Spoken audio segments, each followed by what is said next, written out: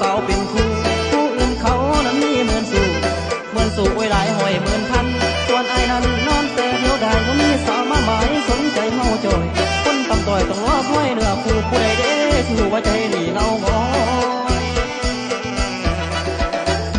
ใจลอยนั่งคอยรอความสงสา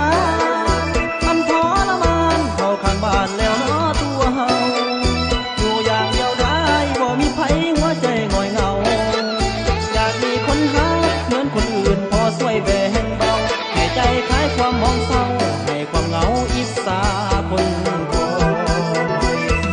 เคยลอยคอยสาวเป็นคู่เคยลอยคอยสาวเป็นคู่ต้องเอ็นดูแน่เนื้ออุ่นสงสารคนที่ใจอ้างว้างไม่มาและแม่นหาง